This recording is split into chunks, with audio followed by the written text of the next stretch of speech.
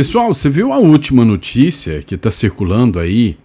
Que um navio de guerra teria sido autorizado a entrar aqui no território brasileiro? Um navio de guerra internacional. Pois é, a gente vai debater sobre isso aqui com vocês.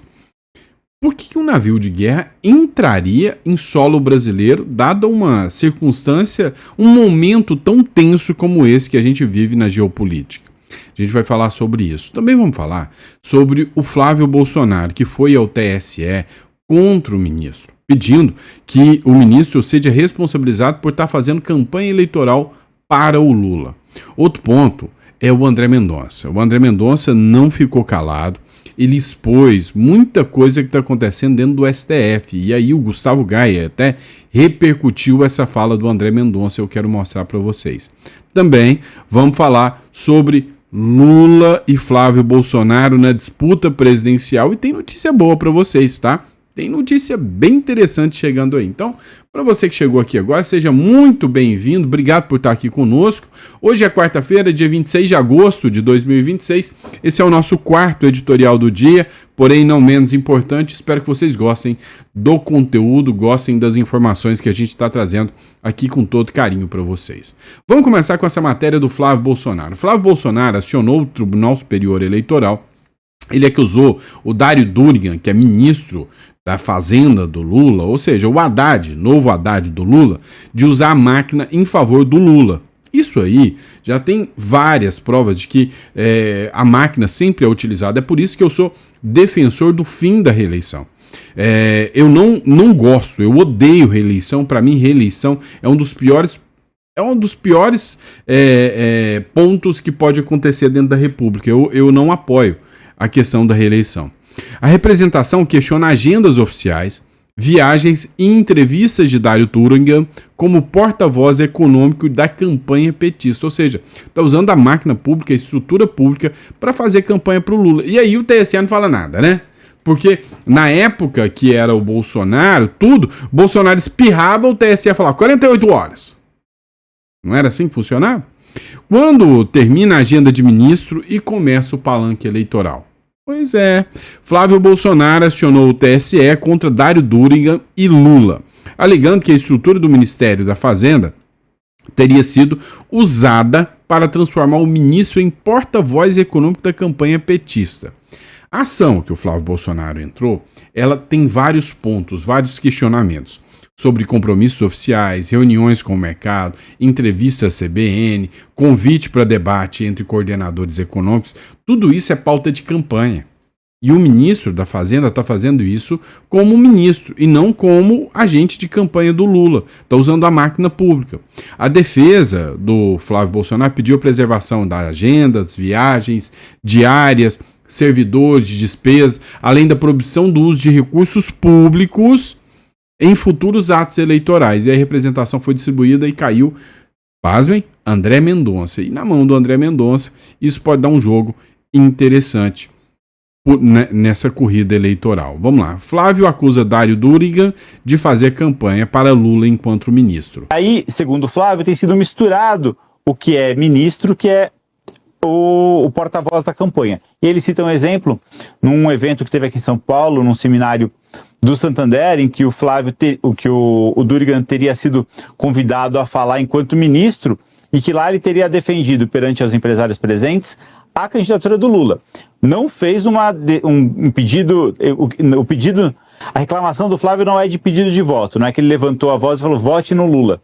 Não é isso, mas que ele fez ali uma defesa do que seria uma candidatura do Lula e que isso é o uso de um agente público para promoção de uma candidatura. O curioso é que, na verdade, os dois lados fazem isso. E até cito o exemplo na minha matéria, que essa acusação que eles fazem contra o Durigan aconteceu dia 17 de agosto, segunda-feira da semana passada. Na quinta, o Flávio veio para São Paulo e cumpriu uma série de agendas com o prefeito. Ele foi num mercado municipal na Zona Leste. Pois é, ou seja, ele está fazendo ações de campanha. E essas ações de campanha não podem ser feitas com o dinheiro público. E tá certo o Flávio Bolsonaro em questionar essa situação, né? Vamos ver qual que vai ser o posicionamento do Mendonça. Vamos lá. E por falar em André Mendonça, o André Mendonça está incomodado muito incomodado com o que está rolando dentro do próprio Supremo Tribunal Federal. O André Mendonça expõe incômodo do STF e defende limites para decisões judiciais. O ministro afirma que o judiciário não deve inovar e considera legítimo que o Congresso discuta reformas na corte. O que está acontecendo hoje é que o André Mendonça está se sentindo muito incomodado e até acuado. Ele está dentro de um Supremo Tribunal Federal que está marcado por protagonismo político, ou seja, os ministros lá, eles aparecem muito mais do que muitos políticos por aí. E o André Mendonça resolveu se expor sobre esse desconforto que ele estava lá. Aconteceu durante uma entrevista que ele deu no podcast do ITER. Eu nunca tinha visto falar nesse podcast, não sei se vocês conhecem o podcast do ITER. E aí o ministro voltou a defender um código de conduta para a corte, afirmou que o judiciário... E aí que foi o ponto mais interessante. Durante um momento do podcast, o André Mendonça disse o seguinte, olha, é papel do Congresso discutir reformas do judiciário? Sim, o Congresso precisa discutir reformas do judiciário. Essa entrevista do André Mendonça, onde ele questiona que ele está até descontente com o Supremo Tribunal Federal, ela foi gravada em julho ainda, dia 27 de julho, antes do Mendonça autorizar as investigações do Lulinha. Então, antes dele sofrer todas essas pressões que ele está sofrendo do Lulinha agora. Então, o pior é que o desabafo do André Mendonça já vinha antes. Agora imagina a situação que ele está sentindo agora. Vamos lá, o Gustavo Gayer, ele falou justamente sobre esse posicionamento do André Mendonça. Se tem alguém nesse país que neste momento merece a nossa oração, é o ministro André Mendonça. André Mendonça participou ontem de um evento dos juristas evangélicos. E ali ele fez um desabafo falando do seu sofrimento. Afinal de contas, ele é hoje o pior e principal alvo do Lula. E também deu algumas indiretas ao Alexandre de Moraes. Então a pretensão de um magistrado não pode ser ficar rico. Por outro lado... Aqui foi uma para o Moraes, né? E para os colegas dele no STF, que são todos milionários. Alguém que chega ao Supremo deve reconhecer que chegar ao Supremo é chegar ao máximo do poder humano, em termos jurídicos, pelo menos. Então, alcançou a felicidade. Se essa é a sua pretensão de vida, como talvez fosse a daquele jovem, agora alcançou a felicidade plena. E eu queria dizer para vocês que os 2 primeiros anos, não os 3, eu fiquei 3, mas os 2 primeiros anos ali no tribunal foram períodos de muita infelicidade para mim. Imagine você chegar no clímax, no apogeu da vida jurídica e você viver infeliz. Por quê? Você tem uma pessoa honesta num ambiente cheio de pessoas corruptas. Ou seja, se aquilo fosse um ideal de vida, eu teria que deixar no dia seguinte.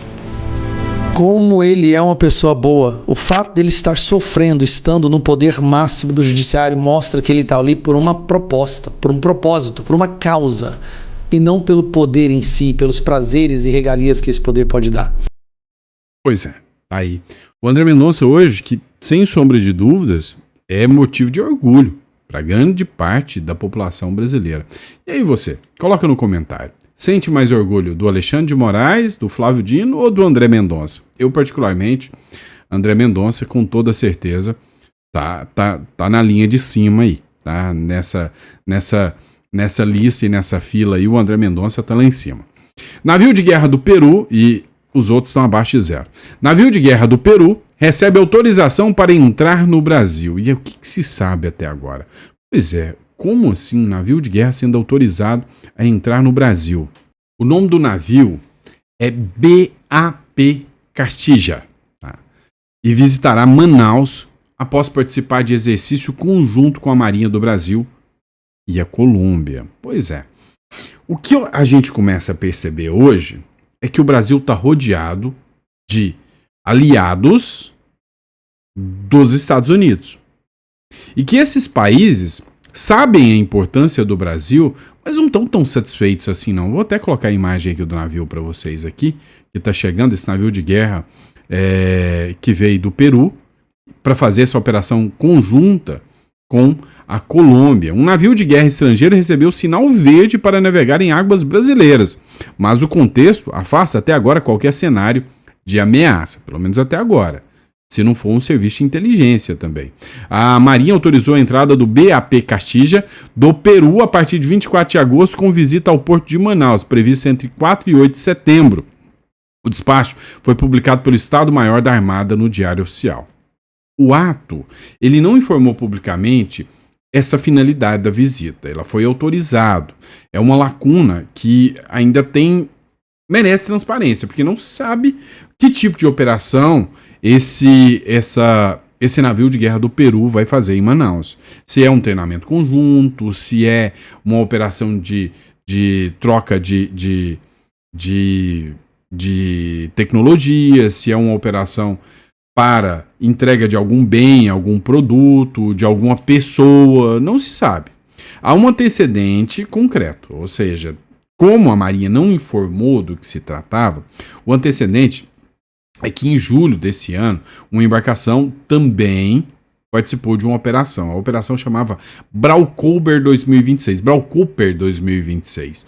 E essa Braucooper foi uma operação conjunta da Marinha, Peru e Colômbia. Então, a expectativa é de que vai se repetir essa operação aqui. Então, navio de guerra do Peru recebe aval da Marinha para entrar no Brasil. Vamos lá. A operação é comum. Não tem nada demais na operação. A operação é tranquila, é comum. O problema que acende o alerta aqui é o timing dessa operação, é o momento dessa operação que chama muita atenção. Afinal, o Brasil é quase que uma persona não grata com o Lula à presidência em todos os países da região.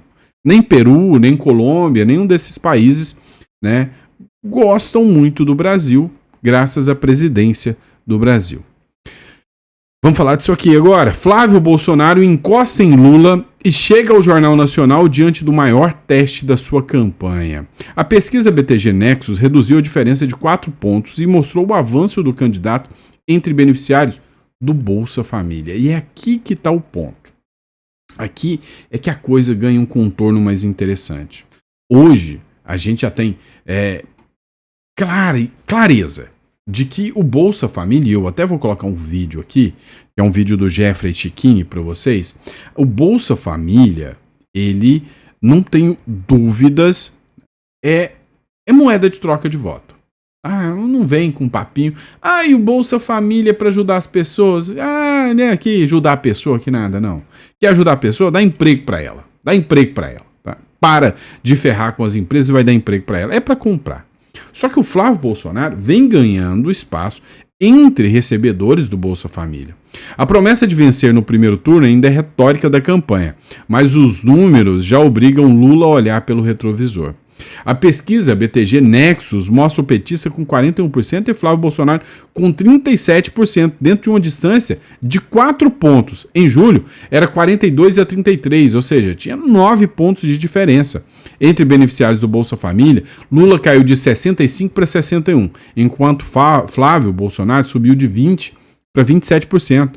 O levantamento ouviu 2.006 eleitores por telefone entre 21 e 23 de agosto, com margem de erro de 2 pontos. E aí, esse é o ponto. Nordeste tem um vice de direita, que é o Alfredo Gaspar. Muitos beneficiários do Bolsa Família viram que o dinheiro do Bolsa Família não dá para comprar nada. O Eduardo Bolsonaro publicou esse vídeo aqui, ó. Meus amigos, olha essas imagens aí.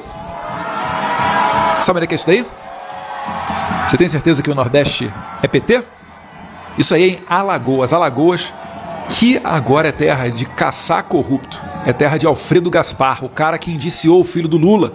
Se você não quer, né, trabalhar, aposentado então nem se fala, né? Se você não quer trabalhar para pagar o seu imposto, ou trabalhar a vida inteira para quando chegar o momento de se aposentar, o dinheiro cai na conta do careca do INSS, que aí usa a lobista dele, a Roberta Luxinger, para pagar 100 mil reais de aluguel para o Lulinha.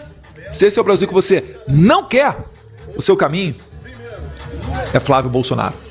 Eu não sei como que ainda tem gente que vota no PT. E, cada vez mais gente pulando pro lado de cá, tá? A primeira vez aí agora, até a BTG Nexus deu que a rejeição do Lula é maior do que a do Flávio. O Lula tá desesperado, porque pelas pesquisas internas dele, que é o Datafolha que faz, o Lula tá sucessivamente caindo e o Flávio em tendência de alta. Já já eles vão cruzar, até nessas pesquisas aí do Datafolha, que a gente sabe que não confia, mas até nessas daí vai dar Flávio Bolsonaro.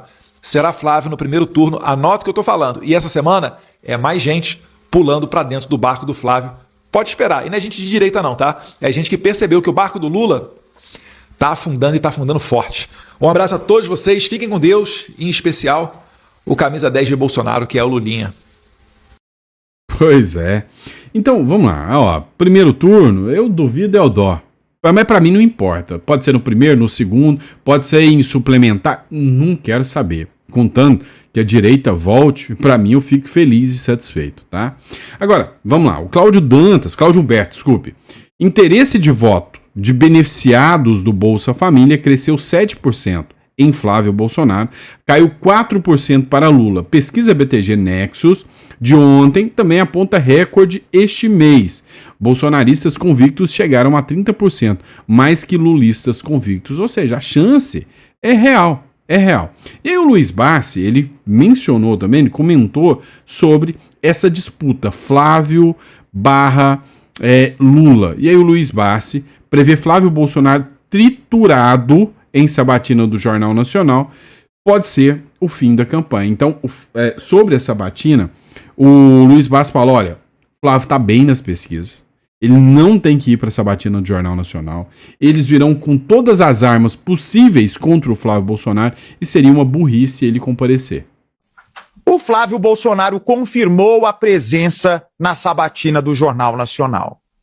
E eu já afirmo a vocês, pode ser o fim da campanha de Flávio Bolsonaro essa entrevista no Jornal Nacional.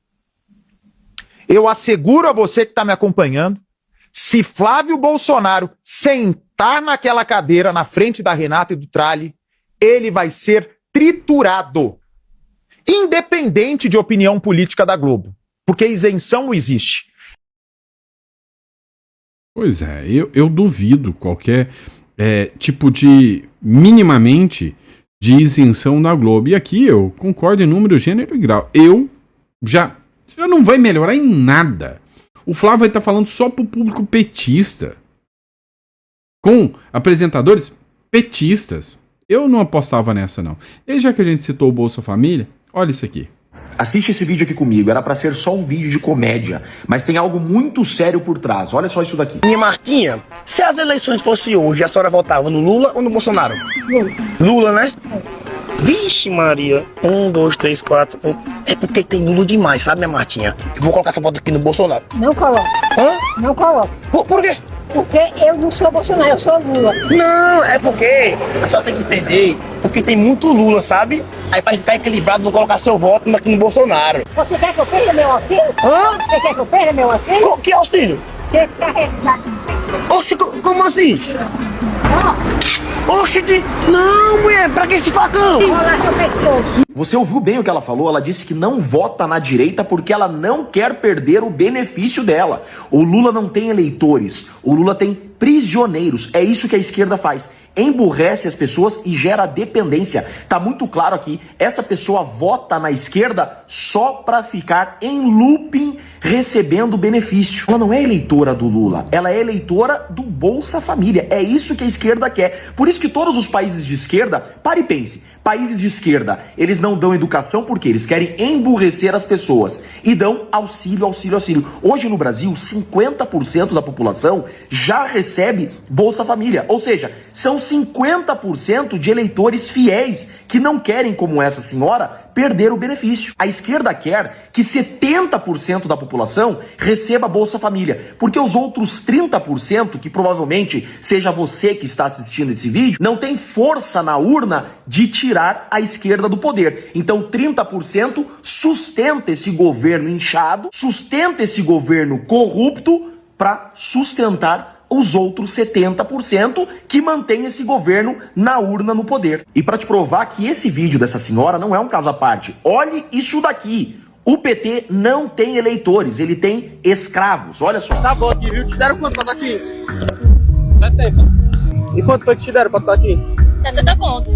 E é mentira a narrativa que nós de direita não queremos assistência social. É óbvio que a direita quer sim assistência social, mas nós queremos dar a vara de pescar e não o peixe já pescado. O auxílio não pode ser eterno. O auxílio é um auxílio para quem realmente precisa. Tanto que na pandemia, quem aumentou o valor do Bolsa Família, que era uma merreca, foi a direita. Foi o presidente Bolsonaro. O que nós de direita queremos é que o país tenha progresso, para que as pessoas tenham emprego, bons salários e não dependam só de Bolsa Família. Compartilhe esse vídeo e me ajude a combater a esquerda. E lembre, para deputado federal do Paraná, Chiquini é 3 mil para expurgar para sempre esse lixo da esquerda, esse lixo do PT do nosso país. Vamos arrumar o Brasil e combater essa corrupção da esquerda. Pois é, já está eleito o Chiquinho, não tenho dúvida, né? Agora vamos lá, censura no supermercado. O que rola? O Lula disse que não pode gravar vídeo falando que o preço tá caro. Hein, Dani? Publicações em massa para falar mal, para provocar desinformação sobre os preços dos alimentos. E mesmo já começaram a gestar uma nova, né? De que tem uma campanha do Flávio, tem aí organizou, né, influenciadores aí para fazer publicações em massa. Hein, Dani? O levantamento que vai dar base para a ação que o PT vai levar à Justiça Eleitoral, o martelo está batido, para o quê? Pedir a abertura de uma investigação sobre, mais especificamente, 24 perfis que utilizaram nas redes sociais um roteiro muito semelhante. Não é só o conteúdo, é a organização das falas, são imagens que se repetem, a estrutura e até a locação onde essas filmagens foram feitas. Muita gente deve ter visto, são vídeos que falam da caristia, do preço no mercado, etc e tal. Ora, vocês vão catar coquinho. Vocês querem agora, não podem nem mais criticar agora que tem inflação. Nessa jossa desse governo. Vocês querem agora calar o cidadão que quer ir no mercado, filmar e divulgar. Vai acabar. Essa vergonha de vocês, desse regime nefasto, vai acabar em outubro. Amém, amém, amém. Né? Única coisa que eu posso falar. Mas vamos lá, pessoal. Caso Lulinha avança sobre contratos da saúde e aumenta a pressão sobre campanha de Lula. PF apontou 3 tentativas frustradas de negócio, enquanto o presidente evita perguntas e aliados admitem a preocupação eleitoral. O que está acontecendo na prática é que está escancarado, né? Não falta mais documentos, provas, falas dentro da investigação da Polícia Federal que chegue até o Lulinha.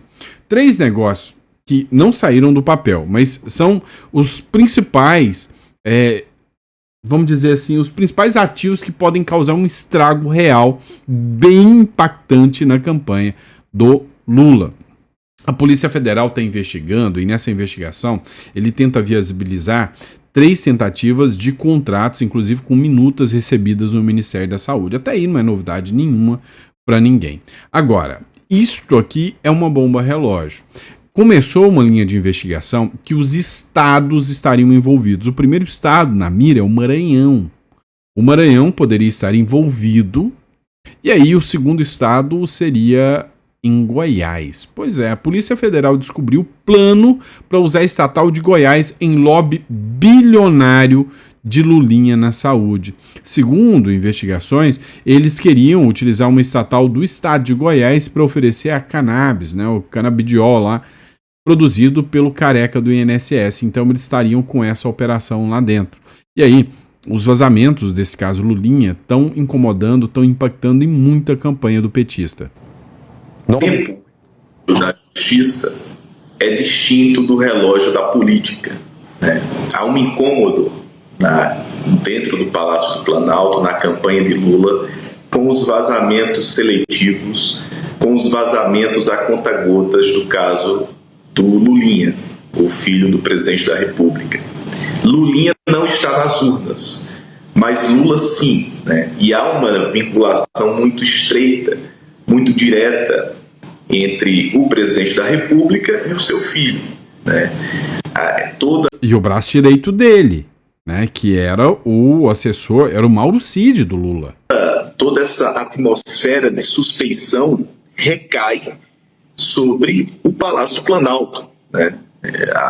Esse temor de que o avanço das investigações, o que ainda está por vir, possa impactar a campanha de Lula à reeleição, né? Daí a estratégia da campanha governista, da campanha do PT, em afirmar a defesa das investigações, em garantir a autonomia dos órgãos investigadores, especialmente a Polícia Federal. Mas, como eu ressaltei no início, a justiça pode levar meses, anos, para julgar o caso Lulinha. Salvo se fosse o filho do Bolsonaro. Aí é rapidinho, aí é jogo rápido, né? E aí, como eu disse, o Lula tá pulando fora, não quer falar sobre o caso Lulinha, tá impactando, tá incomodando. Presidente, sobre a eleição. Presidente, estão atrapalhando a campanha suspeita sobre o seu filho Fábio. Presidente, o senhor está decepcionado com o Barbola? Isso aqui é que é respeitar a imprensa? Como não, né? Um democrata de primeira linha, ruim mesmo era o Bolsonaro, que todo dia ia lá falar com a imprensa. Seja pro bem ou seja pro mal, ia lá falar com a imprensa. Talvez esteja aí o erro do Bolsonaro. Vamos lá. Homem citado como ponte de Lulinha na saúde, hoje, olha que impressionante, despacha com o Lula.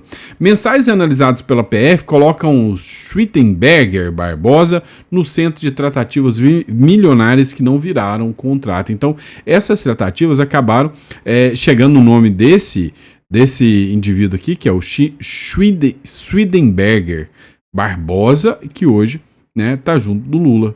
Coincidência, só coincidência. O nome que aparecia como possível chave para abrir as portas do Ministério da Saúde agora trabalha a poucos passos de Lula. Segundo reportagens da Gazeta do Povo, mensagens analisadas pela Polícia Federal citam Schwittenberger, que é o Berger, que eles estavam falando, Barbosa, o Berger. Então, número 2 da pasta, nas articulações de Lulinha, Roberta Lucinga e Antônio Carlos Camilo Antunes, o careca do INSS. O grupo teria buscado viabilizar a venda de 1,2 milhão de frascos de produtos à base de cannabis, negócio estimado em aproximadamente 627 milhões de reais. A proposta, porém, foi rejeitada tecnicamente e não resultou em compra ou contrato público, porque foi barrado, Foi barrado, porque era muita cara de pau a forma que eles queriam aplicar ali. E aí tá aqui a matéria da Gazeta do Povo para vocês. Contrato do grupo de Lulinha no Ministério da Saúde. O contato do grupo de Lulinha no Ministério da Saúde hoje despacha diretamente com o Lula. Quem que é o tal do Berger? Schwittenberger Barbosa, o Berger, é um histórico aliado de Lula, ex-número 2 do Ministério da Saúde. Ele deixou a pasta em 2025 e passou a trabalhar diretamente dentro do Palácio do Planalto. Que coincidência! Seu nome aparece em mensagens analisadas pela Polícia Federal, mas ele não é oficialmente investigado. Então, vamos deixar claro aqui que não tem investigação nenhuma sobre ele e a gente está reproduzindo a matéria da Gazeta aqui. Precisamos 100% do Berger, é o que escreveu Roberta Lucinga, que foi uma mensagem entre a Lucinga e o Lulinha, que citaram o Berger como peça importante para os contatos no governo. Em março de 2024, Roberta escreveu que precisava 100% do Berger. Lulinha também pediu que ela mandasse um beijo ao então secretário executivo da Saúde. O negócio, pouca coisa, 626 milhões de reais. A PF apura se Lulinha e Roberta atuaram para viabilizar a venda de 1,2 milhão de frascos de canabidiol ao Ministério da Saúde por 626 milhões de reais. O negócio envolveria o careca do INSS, mas não avançou. O SUS não incorporou o produto à lista de medicamento. Por quê? Porque depende da parte técnica, análise, que falou, não, canabidiol não se classifica aqui como medicamentos aptos pelo SUS. 5 visitas à saúde. Registros indicam que o careca do INSS esteve 5 vezes na Secretaria Executiva da Saúde em 2024 e 2025, quando o Berger estava lá no cargo. Em ao menos parte dos registros, o destino informado era o gabinete do próprio secretário, do próprio Berger.